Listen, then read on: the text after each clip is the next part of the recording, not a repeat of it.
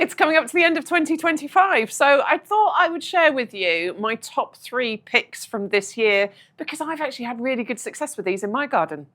I'm starting with the fabulous blueberry collection, which I actually first planted in April 2024, but it was actually this year that I literally started to see the fruits of my labours. Planted these up, let them grow away, and this year I got so many flowers, which then turned into those juicy, delicious blueberries, and I was out for months picking those blueberries and eating them. Now, the blueberries are really easy to look after. They need ericaceous compost, first of all, and they need a nice sunny spot, but they're totally winter hardy. So this has really been one of the easiest grow your owns, and I just left them to do their own thing, and then I got those delicious blueberries. In this collection, you're actually getting everything you need to get started. You get the 3 different blueberries, which means that you get a longer cropping season because you've got an early, a mid and a late cropper. You also get the pots to get them started off in, and you're getting the ericaceous compost, which is absolutely essential for your acid-loving plants. I've genuinely loved growing these, and they just get better year on year. It's one of the most fantastic and easiest grow your owns. My second pick just had to be this fantastic Ceanothus standard. This one is always so popular for us here at YouGarden, but this year in particular, people just went crazy for it. I had a video on TikTok that had over 2 million views, which is just amazing.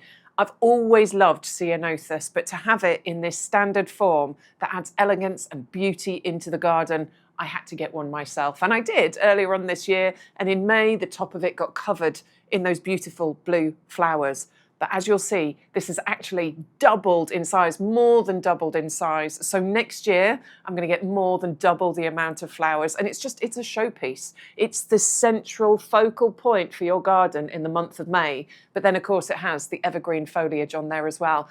And it's low maintenance. And it's award-winning with the RHS Award of Garden Merit. I think Ceanothus is just a brilliant plant, but as a standard, it is stand out.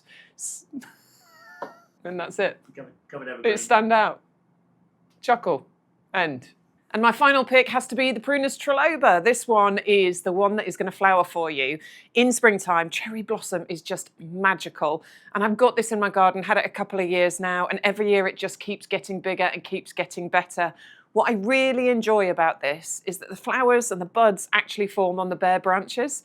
And I think that's what really makes this quite beautiful and outstanding in the garden. The flowers themselves are really intricate and beautiful. They're double, they're fragrant, they bring pollinators into the garden. And the second thing I really love about this is the way that the branches grow in that sort of, it's like a firework explosion shape that you get from it. And that really does make this also very outstanding. It's nice and easy to grow as well. To be honest, since planting it in the last couple of years, I've actually done nothing to it, other than obviously keep it watered. It does or can have a little prune after the first couple of years, just to keep it to the sort of size that you want it to be. But what's great about this is that it has actually been grafted, which means that it doesn't run away, it doesn't get massive, it's not uncontrollable. It's simply a case of trimming the branches just to keep it in the shape that you want it to be in.